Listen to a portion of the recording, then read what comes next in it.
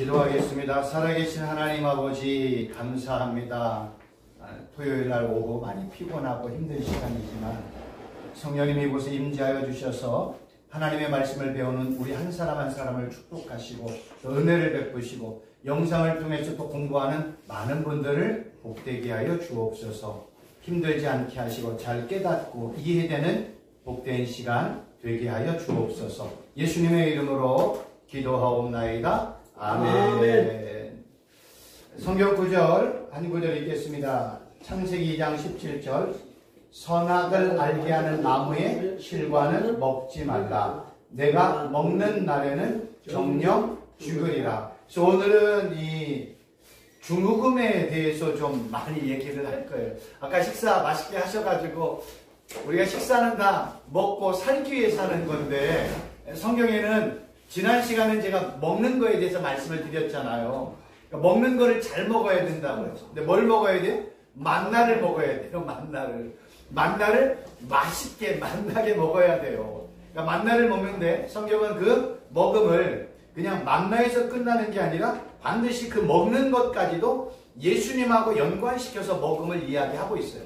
그래서 예수님은 생명의 떡이다. 생수의 말씀이다. 그러니까 예수님이 나를 먹고 나를 마셔라. 이것이 이제 지난 시간에 말씀을 드렸던 내용이고요.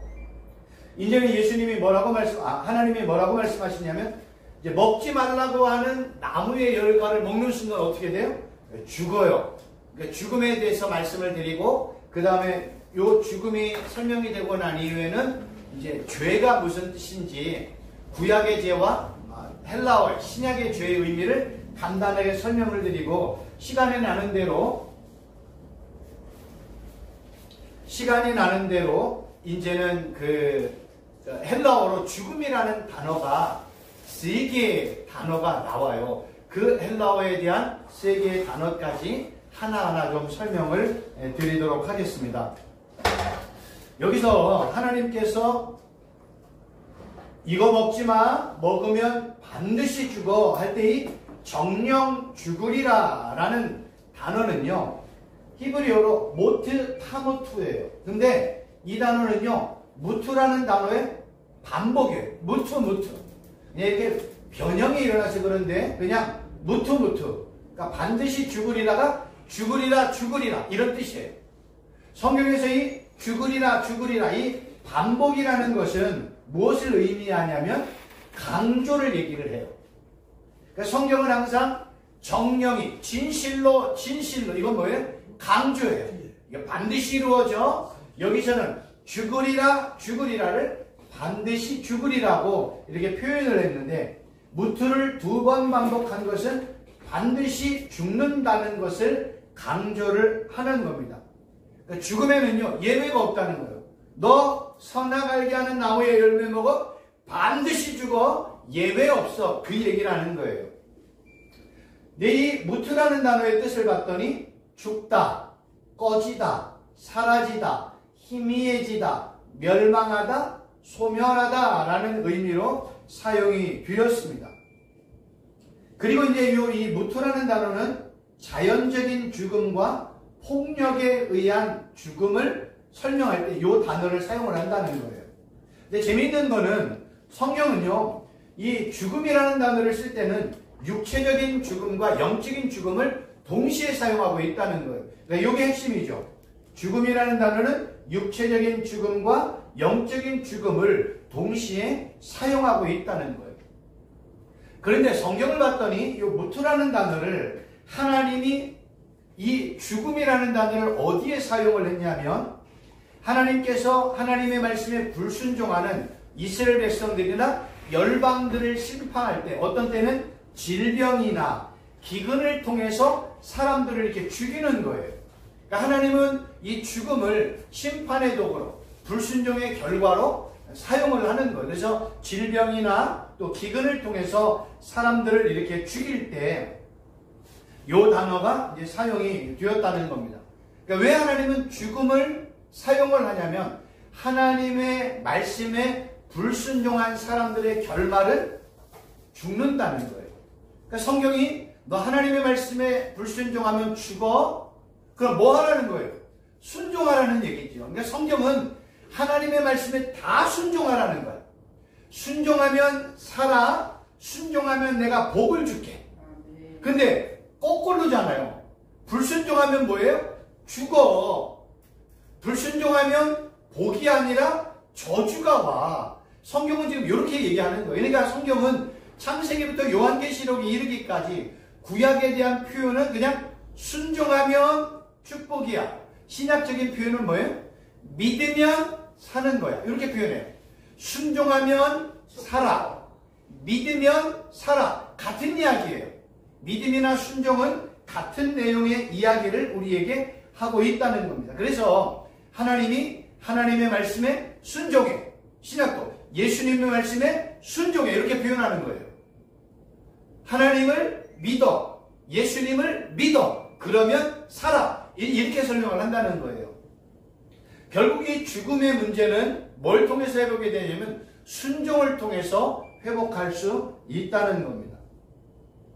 그런데 하나님께서 이 죽음이라는 이 징벌을 통해서 또 하나 설명한 것이 뭐냐면 아까 이 무트라는 단어가 하나님의 질병이나 기근을 통해서 사람을 죽일 때도 사용이 되었고 또 하나는요.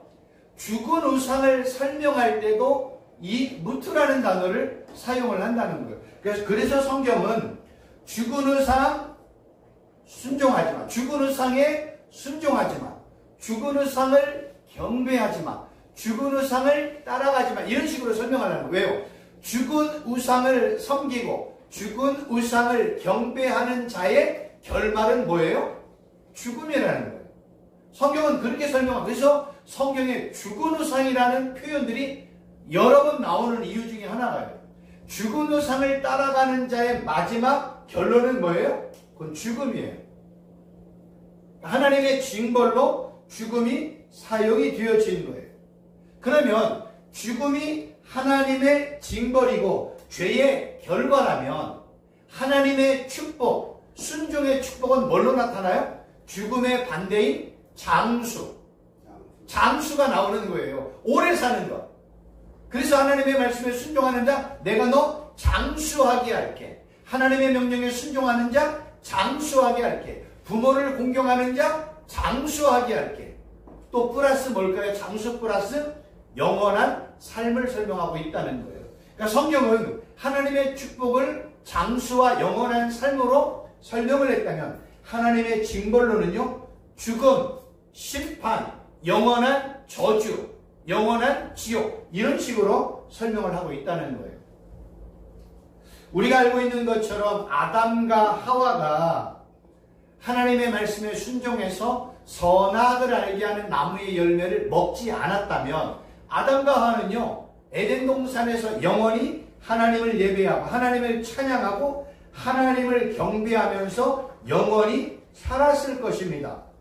근데 우리가 잘 알고 있는 것처럼 아담과 하와는 하나님이 먹지 말라고 하는 선하게 알게 하는 나무의 열매를 먹고 그들에게 찾아왔어요. 첫째는 육체의 죽음이 찾아왔어요. 또 하나는 영적인 죽음이 찾아왔어요.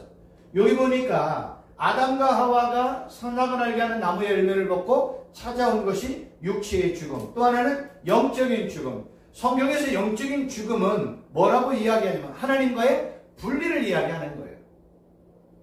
생명이신 주님, 복의 근원이신 하나님으로부터 내가 멀어지는 것, 이렇게 분리가 되어지는 것을 성경은 하나님의 심판 또는 죽음이라고 설명을 하고 있습니다.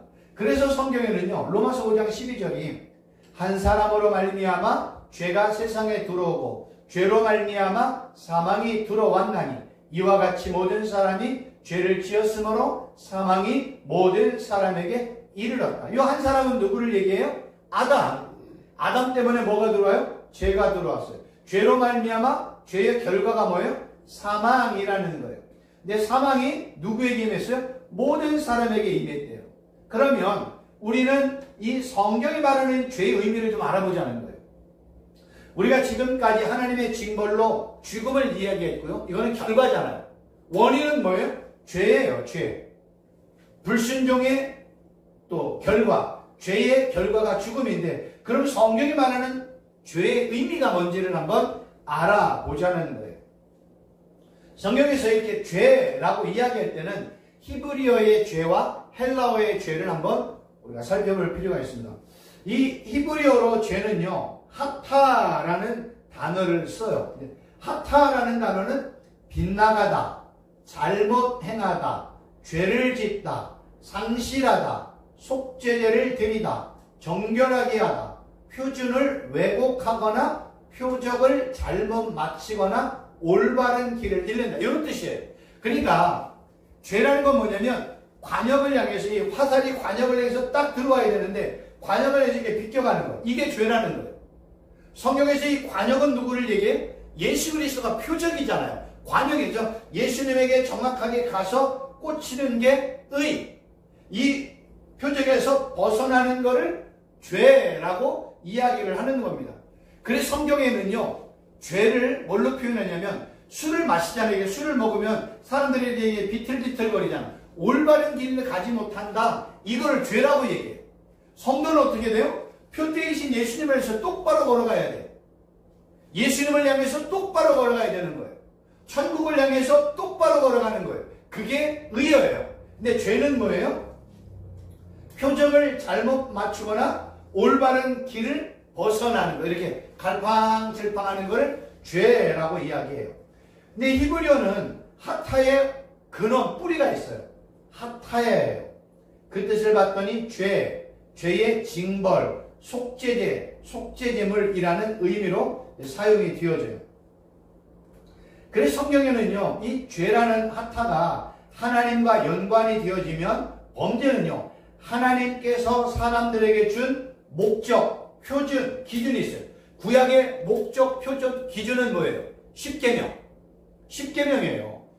조금 더 나가면 613가지의 계명. 그러니까 하나님이 주신 계명에서 벗어나는 것. 그걸 뭐라고 그래요? 죄라고 이야기를 하는 겁니다. 그래서 죄라는 건 뭐냐면 영적인 온전함에 이르지 못하거나 거룩하고 구별된 생활을 하지 않는 것을 뭐라고 표현하냐면 죄, 범죄라고 얘기하는 거예요. 재미있는 거는요, 이 죄라는 하타 단어 안에 뭐가 들어가요? 속죄제를 드리다, 정결하게 하다라는 뜻이 있어요. 그래서 이 죄는요, 반드시 정화의식, 정결 예식, 아니면 희생제물을 통해서 씻겨져야 된다는 거예요. 그게 다 어디 안에 있어요? 죄라는 한 단어 안에 있다는 거예요. 죄라는 한 단어 안에 죄의 의미가 있기도 하고 회복의 의미, 속죄제를 드리고 정결하게 되어지는 의미가 죄라는 하타 안에 한 단어 안에 그냥 다 들어있는 거예요. 그러니까 우리는 죄를 통해서 죄를 지으면 뭐 해야 돼요? 아, 나 속죄제물 드려서 나는 정결 예식을 통해서 깨끗하게 되어야 되는구나. 이거를 지금 설명하고 있다는 거예요. 그러니까 성경은 이렇게 죄 한 단어를 통해서도 이런 의미로 설명을 하고 있다는 거죠. 또 하나는요, 죄가 신약 성경으로 넘어가면 헬라어가 있는데 세 개 헬라어가 있어요. 첫째는 하마르티아예요. 요거는 표적을 벗어나거나 표적을 이루지 못하는 것, 진리에서 벗어난 것, 옳은 길에서 의도적으로 벗어난 것. 아까 히브리어 하타와 똑같잖아요. 똑같은 단어예요. 그리고 이제 두 번째, 마태복음 18장 8절. 만일 내 손이, 내 발이 너를 범죄할 때, 이 범죄라는 단어는요, 스칸달리조라는데, 이 단어는 뭐냐면요, 성내다, 실족하게 하다, 범죄하게 하다. 요거의 어는 스칸달론인데, 덧, 함정, 걸림돌. 죄라는 건 뭐냐면 죄의 덧, 죄의 함정, 죄의 걸림돌에 걸려 넘어지는 것. 이렇게 걸려 넘어지면 어떻게 돼요? 실족하잖아요. 그게 스칸달론이라는 뜻이에요. 그러니까 이 의미 속에서 다 찾는 거예요. 갈라디아서 6장 1절, 형제들아, 사람이 무슨 범죄한 일이 덜할 때에, 범죄라는 거는 파라토나라는 단어인데, 곁에서 떨어진 진리에서 벗어나 이탈함. 그래서 씨가 어디에 뿌려져야 돼요? 옥토에 뿌려져야 되잖아요. 근데 씨가 어디에 뿌렸어요? 길가에 떨어졌어. 길가에 떨어지면 누가 먹어요? 새들이 잡아먹어. 악한 사단이 잡아간단 말이에요. 그래서 죄라는 건 뭐냐면 진리에서 벗어난 것, 정도에서 벗어날 때 이거를 죄, 범죄라는 단어로 설명을 한다는 거예요. 그래서 이런 단어를 전체적으로 정리를 해보면 진리에서 벗어난 것, 내가 똑바로 걸어가야 되는 곳에서 벗어난 것, 내가 예수님을 향해 똑바로 걸어가야 되는데 예수님에게서 벗어난 것, 그리고 세상을 바라보는 것, 세상을 살아가는, 이걸 죄라고 얘기해요. 성경은요, 예수님을 사랑하고 예수님을 믿고 하나님을 바라보고 하나님을 경외하고 하나님만 예배하고 하나님만 찬양하면 이게 의예요. 근데 여기서 벗어났네? 벗어나서 진리를 바라보지 않아, 예수님을 바라보지 않아, 하나님을 경외하지 않아, 이거를 전부 다 죄라고 설명을 한다는 것이에요. 그러니 죄 가운데 있는 사람의 모습은 어떤 모습으로 드러나냐면, 제가 안 가려면 이 성경구절, 우리가 잘 아는 성경구절 이사야 53장 6절, 우리는 다 양 같아서 그릇 행하여 각기 제 길로 갔거늘 여호와께서는 우리 무리의 죄악을 자신에게 담당시킵니다. 죄는 뭐예요? 양 같아서, 양이 뭐예요? 내가 원하는 길로 가, 이쪽 길로 가고 저쪽 길로 가, 이게 다 뭐라고요? 죄라고요. 그러니까 성경은 이렇게 죄를 진리에서 벗어나고 옳은 길에서 벗어나는 것, 목표를 향해 가지 못하는 이 모든 단어들을 다 죄라는 한 단어로 설명을 하고 있다는 거예요. 그러면 그 대목에서 예, 벗어난다는 말이 영에서, 하나님의 영, 성령의 영에서 벗어난다는 뜻까지 포함이 되는 거예요? 뭐 포함을 시켜도 저는 무방하다고 보죠. 근데 하나님의 영에서 벗어난 거를 설명을 하려면 조금 설명이 어렵다. 그러면 하나님의 영에서 벗어난다는 표현보다는 성령 하나님의 말씀에 불순종할 때, 성령 하나님의 역사에 거부할 때, 성령 하나님 우리 가운데 역사하잖아요. 그래서 야 말하지 마 이럴 때 있잖아요. 말하지 마, 행동하지 마, 침묵해, 내 입을 막아, 이럴 때가 있단 말이에요. 근데 나는 막 내 안에 열불이 나, 막 하고 싶어. 그럼 뭐예요? 그거는 불순종하는 거잖아요. 불순종하면 성령 하나님이 슬퍼한다고 얘기한단 말이에요. 그래서 성령 하나님은 우리 마음에 뭐라고 얘기해요? 야, 순종해, 예수님만 바라봐, 예수님의 말씀만 따라가, 예수님의 말씀을 양식으로 삼아 하나님만 예배해, 죽은 우상 예배하면 안 돼, 세상 사랑하면 안 돼, 이렇게 설명을 한단 말이에요. 근데 우리가 알고 있는 것처럼 구약의 많은 이스라엘 백성들이 거의 대부분이 죽은 우상을 숭배했잖아요. 죽은 우상을 숭배하는 결과가 뭐예요? 죽음이야. 세상을 사랑하는 결과가 뭐예요? 죽음이고 심판이에요. 그래서 성경은 죽은 우상 예배하지 마, 하나님만 예배해, 세상 사랑하지 마, 누구만 사랑해? 예수님만 사랑해. 성경은 이렇게 분명하게 나와 있어요. 그러니까 요거를 우리가 알아야 되는 거예요. 우리가 잘 알고 있는 것들을 이렇게 죄라는 단어와 그 다음에 우상과 하나님, 예수님과 세상이라는 것을 이렇게 비교하면서 설명을 하면 이해가 쏙쏙 들어오는데, 그냥 하나만 얘기하면은 그냥 너무 지루하고 하나만 얘기하면 외골수처럼 들릴 수가 있거든요. 그러니까 지금 말씀하신 그 추론으로 봐서 가능해요. 맞습니다. 예, 어떤 본질적인 문제에 들어가서 영이 벗어났다. 또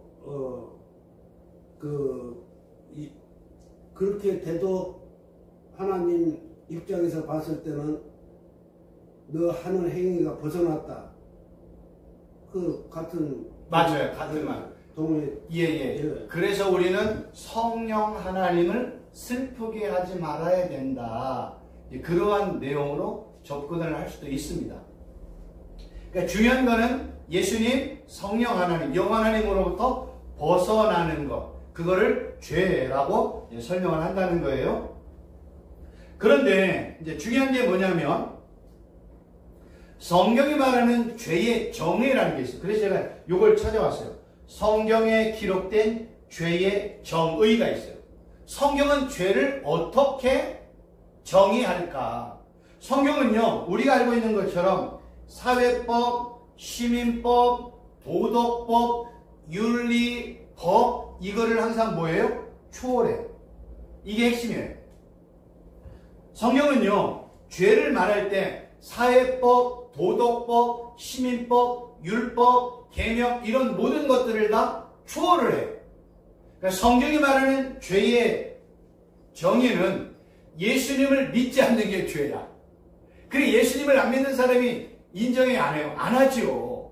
성경은요, 예수님을 믿지 않는 게 죄예요. 그리고 예수님을 거부하는 게 죄예요. 예수님을 따라가지 않는 게 죄예요. 하나님을 대적하는 게 죄예요. 하나님을 경외하지 않는 게 죄예요. 하나님으로부터 멀어지는 게 죄예요. 하나님의 말씀에 순종하지 않는 게 죄라는 거예요. 그러니까 성경은 우리가 말하는 이 사회법, 시민법을 그냥 밑에 근간에 밑에 두고 있지만 상위법은 뭐예요? 하나님이 보시기에 죄냐 아니냐가 더 중요한 거예요. 하나님이 볼 때 가장 큰 죄는 뭐예요?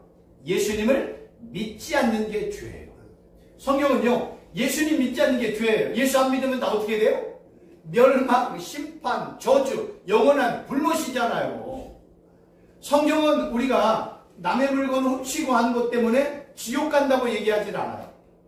남을 이렇게 폭력했다고 해서 지옥 간다고 얘기하진 않아요. 성경은요, 생명의 근원이신 예수님을 믿지 않으면 지옥 이렇게 얘기하는 거예요. 심판. 그러니 예수님을 믿지 않는 사람들이 볼 때, 야, 그게 말이 되느냐 이렇게 얘기한단 말이에요. 말은 안 되죠. 그러니까 성경은 죄의 정의를 다르게 표현하고 있다는 거예요. 그러니까 세상에 말하는 사회법, 시민법, 그 다음에 뭐 율법, 계명, 뭐 도덕, 윤리 그걸 다 이야기는 해요. 그러나 그 위에 상위법은 뭐예요? 예수님을 믿으면 의, 예수님을 믿지 않으면 죄, 예수님을 믿지 않는 자의 결과 심판, 영원한 불목, 예수님을 믿는 자의 결과 영원한 하나님의 나라 새하늘과 새 땅 이렇게 정의한단 말이에요. 그러니 세상이 말하는 사회법, 시민법의 정의와 성경이 말하는 죄의 정의가 완전히 달라진다는 거예요. 그러니 예수님을 믿지 않는 사람들이 그러잖아요. 아니 저렇게 수십 명의 사람을 죽었는데 예수 믿고 죽었다고 해서 천국 가? 지존파 애들이 그렇게 많은 사람들을 죽였는데 그들이 감옥에서 예수 믿고 구원받았다고 해서 그게 말이 돼? 그들이 어떻게 천국을 가? 그들은 지옥에 가야지. 이게 세상이 말하는 죄의 정의란 말이에요. 그래서 성경은 뭐라고 그래요? 세상 사람의 많은 사람을 죽였다 할지라도 그가 마지막 죽는 순간 전까지 예수님을 나의 구주, 메시아, 하나님의 아들, 구원자, 대속자로 주님으로 믿고 영접하는 순간 그의 모든 죄는 다 용서함을 받고 영원한 하나님의 나라에 들어간다고 증거하고 있잖아요. 그러니까 이 죄의 정의가 너무나 중요한 거예요. 그래서 아까 우리가 말씀을 드린 것처럼 이 죄라는 건 뭐예요? 하나님, 예수님에게서 벗어나면 죄다. 예수님을 향해 똑바로 걸어가면 그게 의야. 그럼 예수님을 향해 똑바로 가는 방법이 뭐가 있을까요? 우리가 잘 아는 방법이 있죠. 기도와 말씀과 예배. 기도, 말씀, 예배. 이 방법으로 가는 거예요. 기도와 말씀과 예배를 통해서 우리는 예수님을 향해 나아가는 겁니다. 이렇게 사회법과 시민법과 성경이 말하는 죄의 정의가 이게 달라요. 그러면 이제 이런 내용들을 근거로 해서 이제 성경이 말하는 죽음이라는 내용을 좀 설명을 드릴게요. 성경이 죽음을 이야기할 때는 일부러 검은색에 빨강을 쳤어요. 어둡잖아요. 음침하잖아요. 성경이 말할 때 죽음은 세 가지 단어, 다나토스, 아포드네스경, 네크로라는 세 단어를 써요. 그런데 다나토스는요 두 가지로 나와요. 하나는 객관적인 죽음, 주관적이고 경험적인 죽음을 의미를 합니다. 헬라어는 이렇게 죽음을 세 개의 단어로 설명을 하고 네 개로 구분을 해서 설명을 드려요. 그래서 제가 이렇게 이제 구분을 했어요. 이 다나토스, 이 객관적인 죽음에 대해서 오늘 이제 중점적으로 설명을 드릴 거예요. 이 다나토스는 객관적인 죽음이야. 이 객관적인 죽음은 누구를 얘기하냐면 예수님의 십자가 사건을 이야기하고 구약에서는 불뱀 사건을 이야기할 거예요.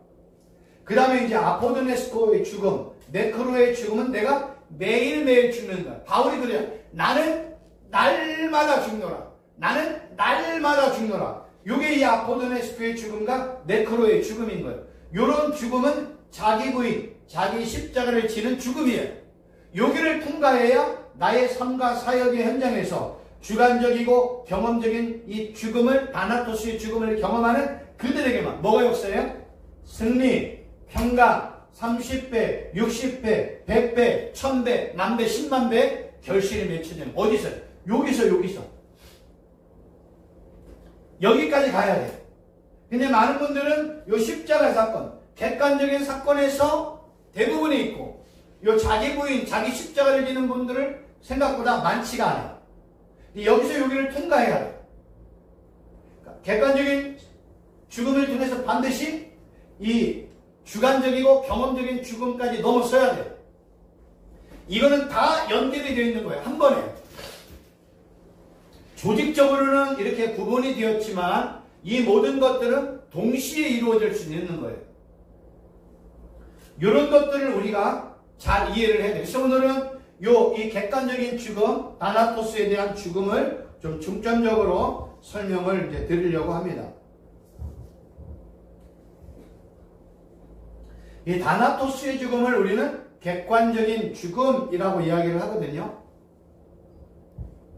연관된 성경 구절 읽어드릴게요. 너희가 육신대로 살면 반드시 죽을 것이로되, 죽을 것이로되가 다나토스예요. 영으로서 몸의 행실을 죽이면, 요건 또 다른 헬라어 단어라는 거예요.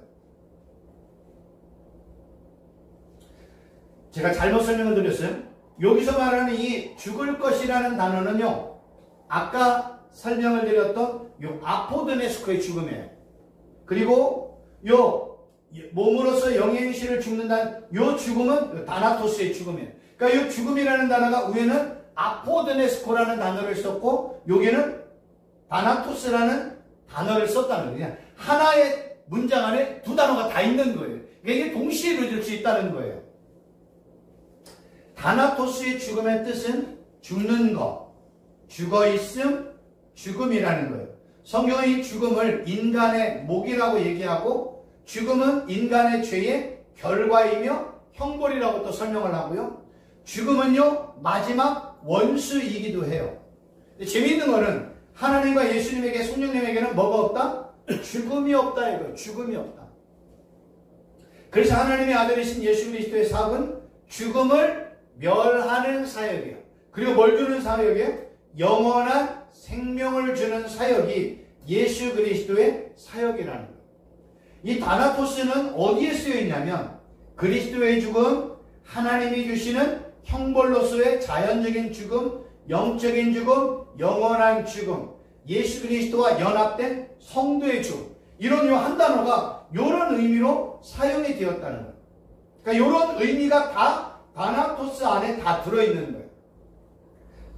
그리스도의 죽음, 하나님이 주시는 형벌로서의 자연적인 죽음, 영적인 죽음, 영원한 죽음, 예수 그리스도와 연합된 성도의 죽음, 이것이 한 단어 안에 전부 다 설명이 되어 있어요. 재미있는 거는 이 다나토스의 죽음은 무슨 죽음이라고 그랬어요? 객관적인 죽음이라고 그랬어요. 객관적인 죽음은 구약에도 있고 신약에도 있고, 신약에는 십자가 사건, 구약에는 뭐가 있을까요? 뱀의 사건이에요. 뱀의 사건. 성경이 말하는 객관적인 진리라는 건요, 불뱀 사건과 십자가 사건이에요. 보세요. 불뱀이 높이 들렸잖아요. 십자가도 높이 들렸. 예수님이 그러잖아요. 광야에서 모세가 뱀을 높이 든 것처럼 인자도 높이 들려야 된다. 높이 들려야 돼. 그래서 똑같아요. 높이 드는 것. 높이 드는 것. 그래서 지난번에 십자가는 바로 뭐라 했어요?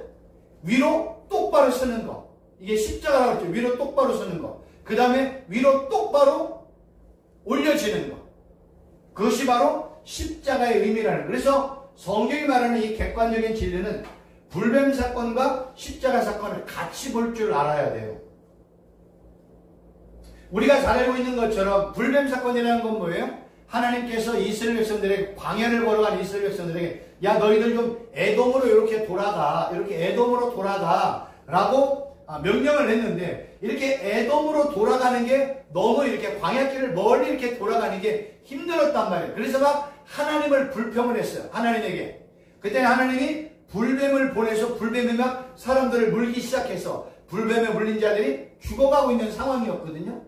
그 사람들이 죽어가고 있는 그러한 나의 모습을 보고 모세에게 찾아와서 하는 이야기가 우리가 잘못했으니 모세 선생님 우리를 대신하여 하나님 앞에 기도해 주세요 라고 부탁을 드렸고 모세는 하나님 앞에 기도했더니 방법을 알려주었어요.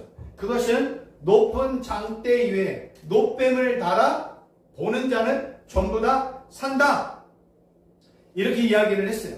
근데 이 불뱀 사건의 내용을 오해를 해가지고 어떤 사람이 불뱀에 물려 죽어가는 어떤 사람이 야 모세가 만든 놋뱀을 보면 살아 라는 이야기를 전해 들었다고 해서 그 사람이 살아요 죽어요? 죽는단 말이에요. 누군가 나에게 전해준 이야기를 내가 들었다고 해서 사는 게 아니에요. 불뱀에 물린 사람이 살기 위해서는요 놋뱀이 있는 곳까지 가서 그 놋뱀을 봐야 돼. 왜냐면 놋뱀을 보는 자는 산다고 얘기했잖아. 그래서 놋뱀을 보면 산다라는 이야기를 들었다고 해서 사는 게 아니라 그 이야기를 듣고 직접 내 병든 몸을 이끌고 죽어가는 몸을 이끌고 놋뱀이 있는 곳까지 와서 봐야 사는 거예요. 마찬가지로 어떤 사람이 예수님께서 십자가에서 모든 인류의 죄를 대속하시고 돌아가셨다는 그 진리의 말씀을 들었다고 해서 그 사람이 사는 게 아니에요. 야 예수님이 2000년 전에 모든 죄인들의 죄를 다 대속하시고 십자가에서 죽으셨대. 그래서 예수를 믿으면 산대. 이 객관적인 진리를 내가 귀로 들었다고 해서 사는 게 아니라는 거예요. 이 객관적인 진리를 내가 뭐예요? 듣고 믿고 내 말씀으로 받아들일 때 이 십자가 사건이 나의 사건이 되어진다는 거예요. 듣고 보고 예, 성경에서는요 이렇게 보는 것과 듣는 것은요 동의어예요. 그러니까 보는 거는요 듣는 것이고 듣는 거는요 믿는 것이고 믿는 것은 깨닫는 거예요. 그래서 이 히브리어에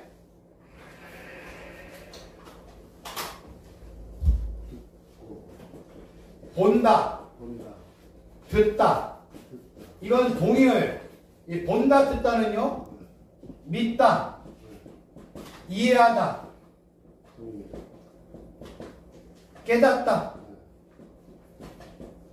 요건 다 같은 뜻이에요. 성경은요 이렇게 표현해요.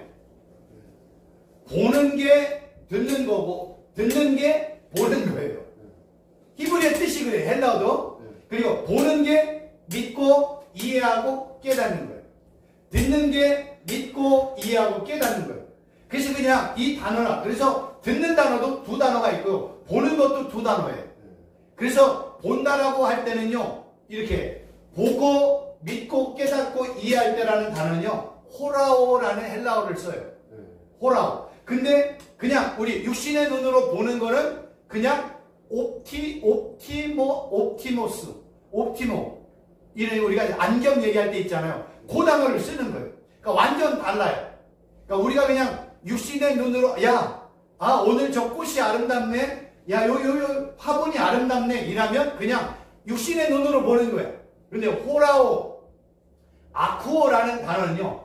본다, 믿다, 이해하다, 깨닫다가 한 단어 안에 다 들어가 있어요. 근데 보는 게 듣는 거예요. 그래서 성경은 뭐예요? 귀 있는 자는 들으라 할 때 듣다, 믿다, 이해하다, 깨닫다가 다 들어있어요. 그러니까 이제 그 한마디 속에 그렇죠. 본 것까지 다 들어가. 그렇죠. 그래서 듣다보다는 같은 의미예요.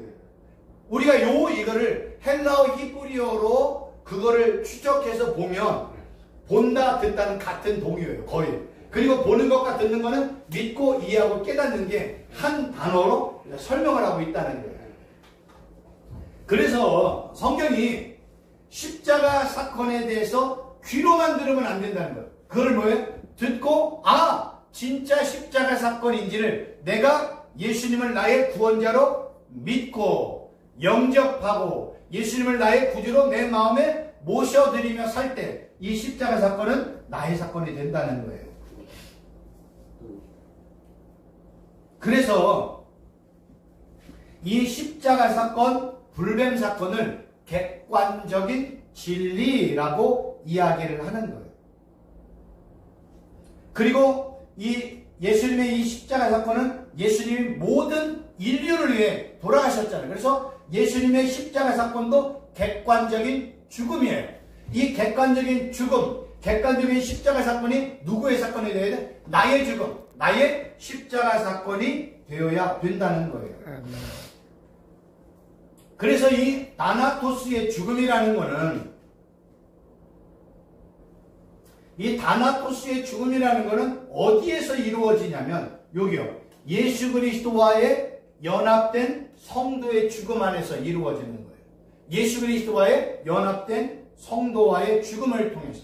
그래서 내가 예수님을 믿는다는 것은 예수님과 내가 연합되었다는 거예요. 그러니까 성경은요, 이런 단어가 중요해요. 바울은요, 이 믿음을 연합이라고 설명을 했고요. 이 연합을 세례로 설명을 했어요. 그래서 세례를 받는 자는 뭐예요? 예수님과 연합되는 거예요. 그러니까 믿음이라는 거는요, 연합이에요. 그 연합을 하려면 우리에게 뭐가 필요해요? 과정이 필요해요. 그래서 바울은 세례를 통해서 연합과 믿음을 이렇게 같이 설명을 하는 거예요. 믿는 거는, 예수 그리스도를 믿는 거는 내가 예수 그리스도와 연합됐다. 그거를 우리는 의식을 통해서 세례라는 단어를 통해서 바울이 그대로 설명을 했다는 거예요. 그래서 믿음이라는 건요, 이런 거예요. 내가 예수님을 나의 구원자로 믿었다는 거는 내가 예수님과 함께 뭐예요? 십자가에 못 박히고, 내가 예수님과 함께 십자가에서 죽어 무덤에 머무르고, 내가 예수님과 함께 부활하고, 예수님과 함께 승천하고, 예수님과 함께 하나님 보좌 우편에 앉아 있는 거예요. 그러면 내가 예수님과 함께 십자가에 못 박히고, 예수님과 함께 죽음에 머물러 있고, 예수님과 함께 부활하고 승천하고, 예수님과 함께 하나님 보좌 우편에 앉아 있다면 나의 객관적인 위치는 지금 어디예요? 하나님 보좌 우편이라는 거예요. 우리의 객관적인 위치가. 그러니까 성경은 이러한 내용들을, 바울은요, 예수님과 함께 십자가에 못 박히고 죽고 부활하고 승천하고 하나님 보좌 우편에 있는 것을 뭘로 설명했어요? 세례로, 연합으로 설명을 했다는 거예요. 그러니까 예수님을 내가 믿는 순간 나는 예수님과 함께 어디에 가요? 십자가에 못 박히고, 예수님과 함께 죽음에 머무르고, 예수님과 함께 부활하고, 예수님과 함께 승천하고, 예수님과 함께 하나님의 보좌의 우편에 앉아 있는 것으로 설명을 하고 있는 것입니다. 이게 이제 뭐라고요? 객관적인 진리라고. 불뱀 사건이나 십자가 사건을 통해서 내가 직접 놋뱀을 보고, 내가 직접 예수님을 나의 구주, 메시아, 하나님의 아들로 영접을 하는 순간 십자가 사건은 어떤 사건이 돼요? 내가 예수님과 함께 십자가에 못 박히고, 내가 예수님과 함께 죽고 무덤에 머물러 있고, 내가 예수님과 함께 무덤의 문을 깨뜨려 부활하고, 내가 예수님과 함께 승천하고, 내가 예수님과 함께 하나님 보좌 우편에 앉는, 이거를 에베소서와 골로새서에서 바울이 그대로 설명을 했다는 거예요. 뭘 통해서요? 세례를 통해서. 그래서 우리의 영적인 위치는 지금 어디라고요? 하나님 보좌 우편에. 누구와 함께 있는 거예요? 예수님과 함께. 이게 핵심인 거예요. 내가 지금 예수님과 함께 하나님 보좌 우편에 있어. 예수님과 함께. 나는 예수님과 연합되었잖아요. 예수님과 한 몸이 되었잖아요. 세례를 통해서 예수님과 함께 접붙임을 받았죠. 예수님께. 그래서 우리의 위치는 예수님과 함께 하나님 보좌 우편에 있는 것입니다. 이거를 이제 우리는 다 객관적 진리라고 이야기를 합니다. 이러한 사실을 전부 다 믿으면 나는 영원한 생명을 얻습니다. 이런 객관적인 사건, 이 객관적인 이 진리, 요거를 믿으면 나는 영원한 생명을 얻습니다. 나는 하나님의 자녀가 된 게 맞습니다. 이 객관적인 진리를 통해서. 근데 이러한 객관적인 진리를 알고 믿고 깨닫고 이거를 내가 인정하며 산다고 해서 내가 날마다 나의 삶의 현장에서 승리하고 악한 사람과 그의 졸개들의 싸움에서 승리하는 건 아니에요. 이해하시겠어요? 객관 진리를 믿는 순간 나는 하나님의 자녀가 된 게 맞아요. 그러나 내가 날마다 실제적으로 나의 삶의 현장에서 내가 예수님과 함께 죽고 내가 예수님과 함께 무덤에 머무르고 내가 예수님과 함께 승천하고 부활하는 실제적인 경험이 따로 있어야 된다는 거예요. 그래서 제가 아포드네스코와 네크로의 죽음을 설명을 하는 거예요. 지금 여기까지만 설명하고 여기까지요. 여기에 있으면 우리는 구원받은 하나님의 자녀가 맞아요. 근데 매일매일 내가 삶의 현장에서 승리하고 하나님의 권세와 능력이 나를 통해서 막 역사하고 내가 말 한마디만 하면 병든 자가 치료가 되어주고 내가 말 한마디만 하면 하나님의 역사가 일어나고 내가 말 한마디만 하면 악한 사람과 그의 졸개들이 한 길로 왔다 7길로 막 쫓겨나가는 이러한 역사가 어디서 이루어져요? 여기서 이루어진다니까. 여기서요. 그럼 여기서 반드시 요거를 통과를 해야 되는 거예요. 요거를 통과하지 못하면 여기에 열매가 없는 거예요. 근데 대부분의 많은 사람은 어디 있어요? 여기 있어요. 여기서 이제 여기로 넘어가야 돼요. 이 넘어가는 과정이 자기 부인의 삶, 자기 십자가를 지는 삶, 요 과정을 통해서 내가 또 죽음을 또 경험을 해야 돼요. 그를 아포드네스코의 죽음, 네크로의 죽음이라고 설명을 하는 거예요. 이렇게 날마다 자기를 위인하고 날마다 내 자를 십자가에 못 박으면 나의 분노, 혈기, 짜증, 두려움, 이기심, 시기, 미움, 질투, 용서하지 못하는 것, 이거 다 여기서 처리하는 거예요. 여기서. 이렇게 매일매일 처리하는 순간 나도 모르는 사이에 예수님의 십자가 사건이 나의 사건이 돼. 예수님의 부활이 나의 부활이 되고 예수님의 승천이 나의 승천이 돼. 예수님의 하나님의 보좌 우편이 나의 보좌 우편이 되는 거예요. 이게 어디서 이루어요? 주관적이고 경험적인 바나토스에서 이루어지는 거예요. 그때 뭐가 일어나요? 승리, 평강, 30배, 60배, 100배, 1000배, 10,000배 결실이 여기서 맺어지는 거예요. 그래서 이 십자가 객관적인 죽음을 통해서 요 아포드네스코와 네크로의 죽음을 통과하고 반드시 주관적이고 경험적인 죽음을 경험할 때만이 나의 삶과 사역의 현장에서 풍성한 열매가 맺어질 수 있다는 겁니다.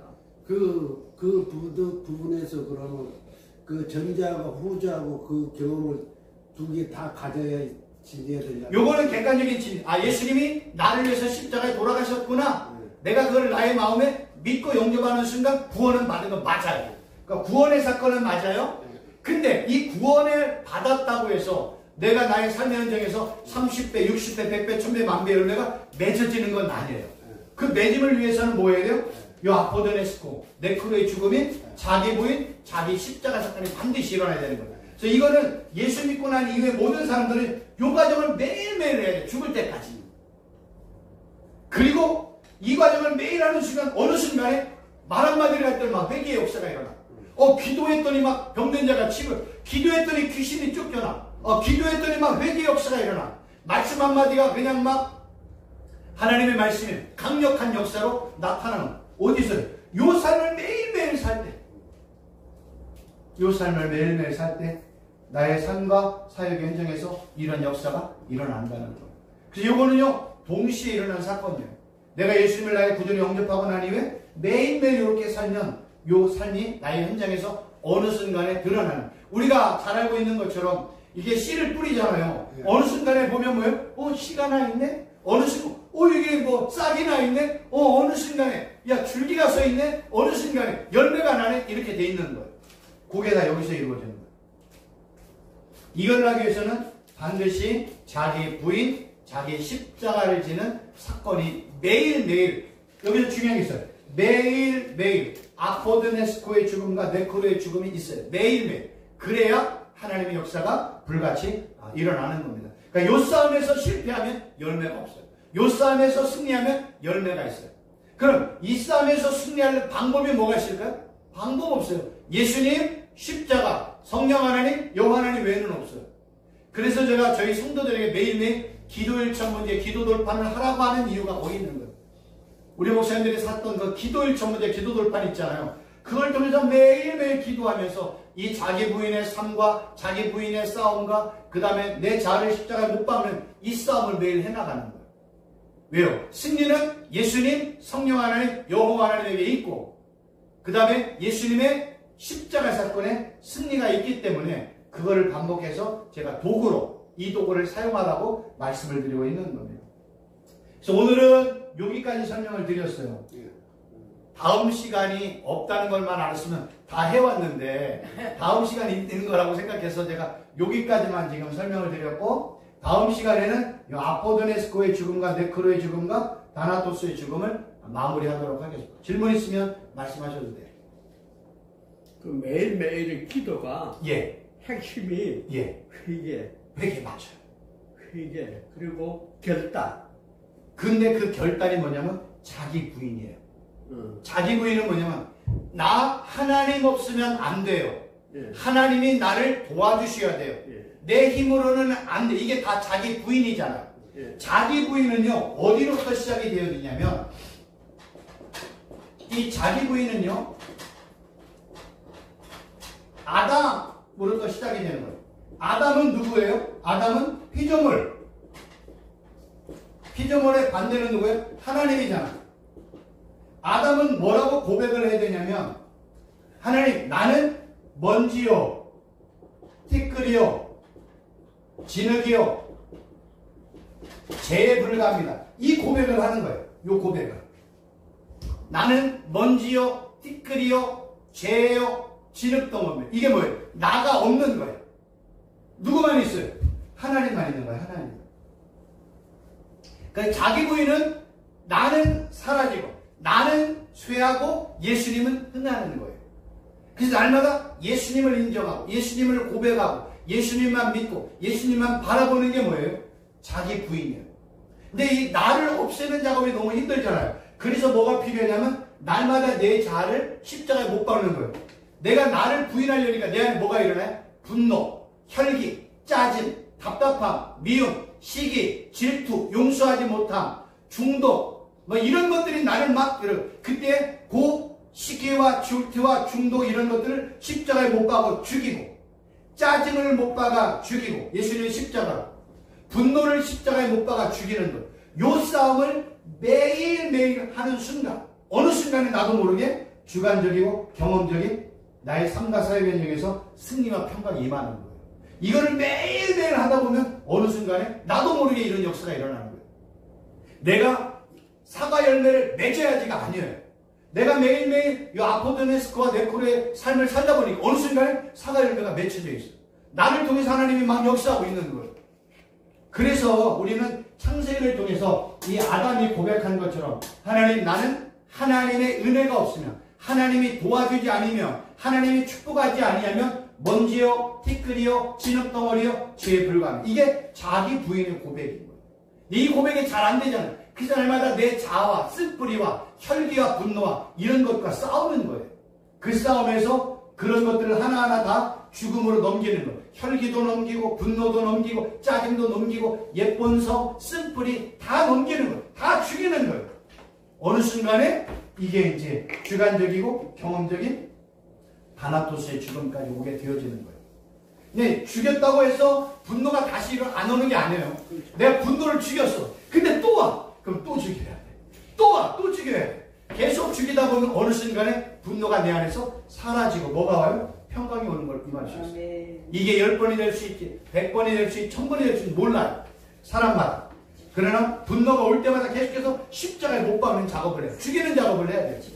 그래야 어느 순간에 주관적이고 경험적인 다나토의 죽음을 통해서 승리와 평강을 경험할 수 있는 것입니다. 질문 없으시죠? 기도하겠습니다. 하나님 아버지 감사합니다. 오늘 이 죽음에 대해서 객관적인 죽음을 공부를 했습니다. 하나님 우리가 객관적인 죽음에 머물러 있어서는 안 됩니다. 반드시 아포도네스코의 죽음과 네크로의 죽음을 통해서 주관적이고 경험적인 죽음인 다나토스의 죽음까지 경험하는 우리 모든 복된 분들 되게 하여 주옵소서. 예수님의 이름으로 기도하옵나이다.